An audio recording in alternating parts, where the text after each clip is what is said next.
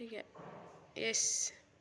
Baik, selamat siang untuk kita semua. Siang. Kesempatan diberikan kepada kami kelompok 2. Di sini kami akan presentasikan PPT dengan judul Sintesis dan Karakterisasi Lempung bentonit.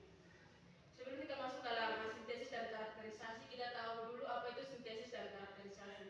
Nah, sintesis adalah proses pembuatan atau pembentukan suatu senyawa atau material baru melalui reaksi kimia atau metode tertentu dengan tujuan untuk memperoleh struktur atau sifat yang diinginkan.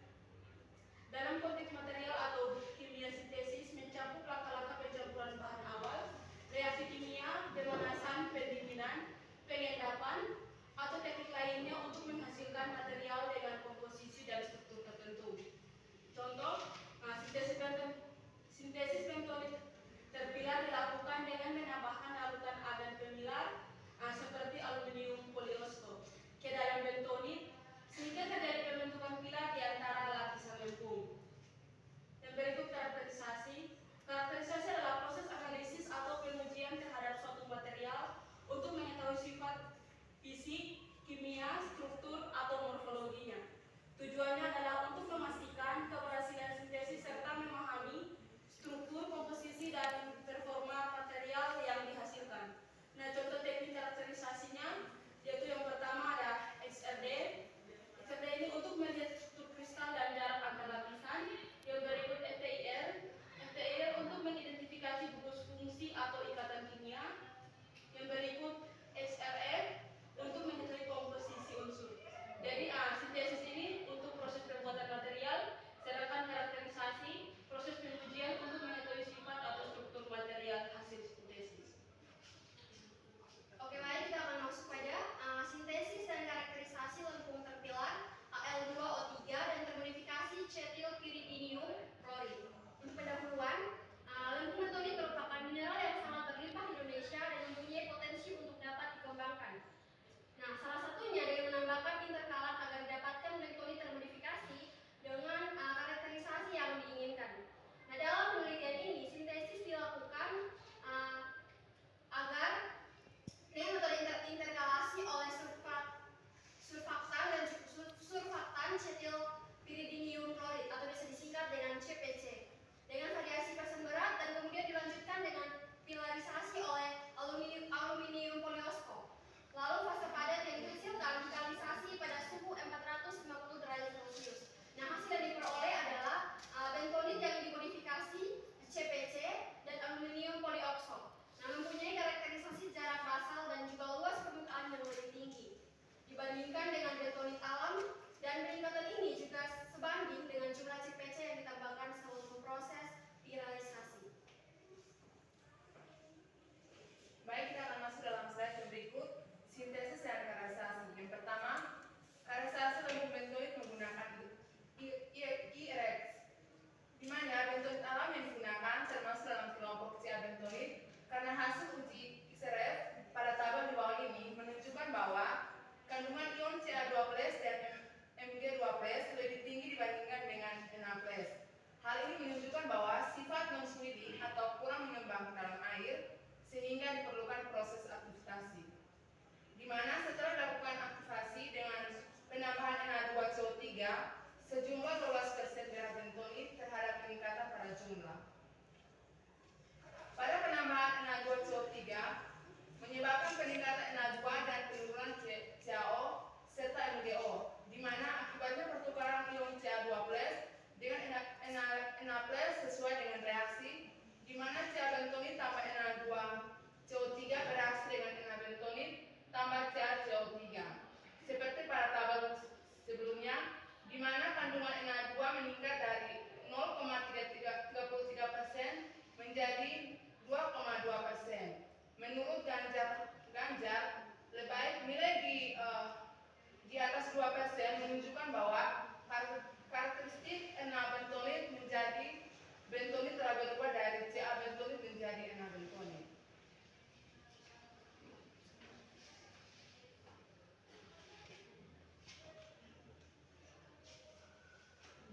Yang berikut karakteristik lempung bentonit menggunakan ITRD. Bentonit alam dalam penelitian ini mengandung monomer iodid, piropilit,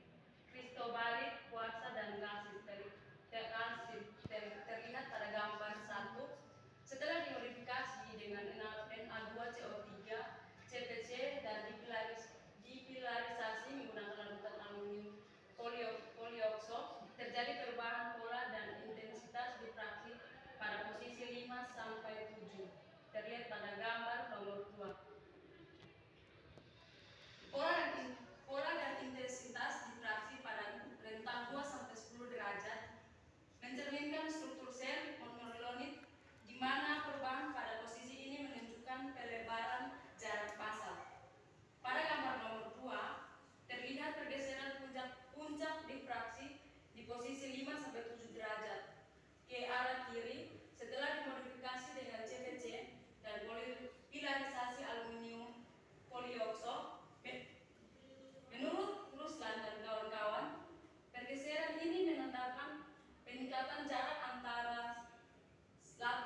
lapis silika monoilonit sehingga menunjukkan bahwa penambahan CPC dan aluminium polioksor memperluas jarak antar lapis bentonit. Perubahan jarak pasal bentonit setelah dimodifikasi terlihat pada tabel 3. Penambahan Na2CO3 menyebabkan penurunan di spacing akibat pertukaran ion Ca2+ dengan Na+ yang berukuran lebih kecil sehingga memperkecil jarak antar lapis. Namun setelah dimodifikasi dengan CPC dan pilarisasi aluminium polioksor, jarak antar bidang meningkat signifikan. Hal ini disebabkan terbentuknya pilar Al2O3 di interlayer saat kalsinasi yang memperkuat struktur.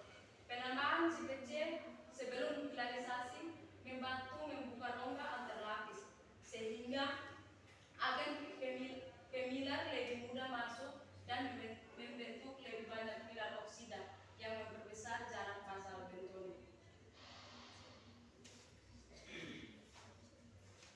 Baik, kita akan masuk pada pembahasan berikut, yaitu karakteristik gugus fungsi lempung bentonit menggunakan FTIR. Nah, spektra inframerah untuk sampel bentonit sebelum dan sesudah dimodifikasi ditunjukkan pada gambar 3, di mana analisis dilakukan pada daerah bilangan gelombang berkisar 400 sampai 4000 cm pangkat 1, karena pada umumnya spektra yang menunjukkan karakteristik bentonit muncul pada daerah tersebut.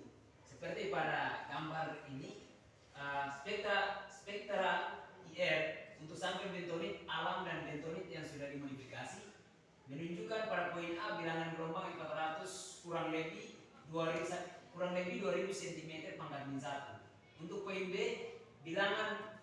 untuk gambar bagian B, bilangan gelombang 2000 kurang lebih 400 cm pangkat min 1.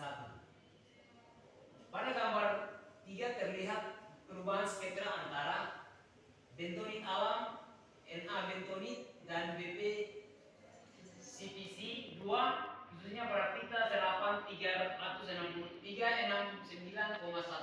cm pangkat min 1, 3618 cm pangkat min 1, dan 3630,64 cm pangkat min 1 yang berkaitan dengan vibrasi ulur gugus min OH dari gugus silanol di antara lapisan tetrahedral dan oktahedral.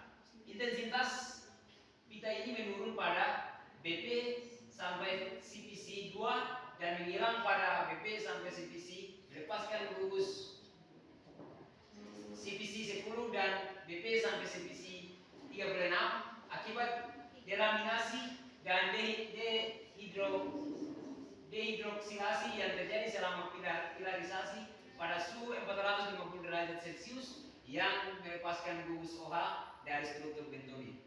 Penambahan CPC memperbesar efek ini karena membuka antar lapis dan memungkinkan lebih banyak pilar Al2O3 yang terbentuk, sehingga lebih banyak gugus OH terlepas, sehingga membuat gugus OH terlepas.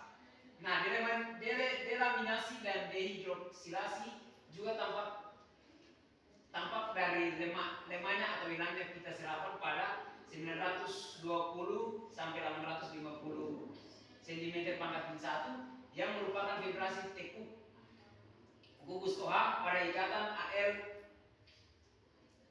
rangkap 1 AL rangkap 1 OH. Pita ini melemah pada BP CPC 2 dan hilang pada BP CPC 10 dan BP CPC 36. Pada 3400 sampai 3600 cm pangkat min 1 terdapat sedikit peningkatan pita serapan akibat vibrasi gugus OH dari ikatan OH rangkap 1 AL rangkap 1 OH sesquicida yang terbentuk selama pilarisasi. Penambahan CPC berpengaruh meski tidak signifikan. Sedangkan pada pita 1600 sampai 1800 cm pangkat min 1 yang menunjukkan vibrasi tekuk H rangkap 1 O rangkap 1 H dari air terabsorpsi terjadi penurunan intensitas pada semua sampel BP CPC yang menandakan berkurangnya air akibat proses kalsinasi dan pilarisasi dengan jumlah CPC yang turut mengaruhi penurunan tersebut. Intensitas pita serapan menurun karena CPC membantu mengurangi kadar air dalam bentonit sebelum pilarisasi. Pada bilangan gelombang 1200 sampai 980 cm pangkat min 1 yang mencerminkan vibrasi O rangkap 1 AL rangkap 1 OH dari oktahedral ulur SIO dan ulur SI antisimetris terlihat penurunan intensitas dan pergeseran posisi pita antara bentonit alam dan BP CPC.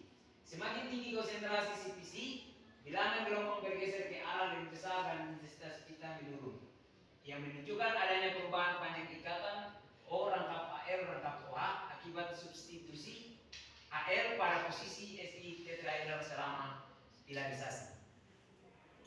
Pada bilangan gelombang 792 sampai 790 cm pangkat min 1 yang terkait dengan deformasi SiO2 terjadi penurunan intensitas yang menurut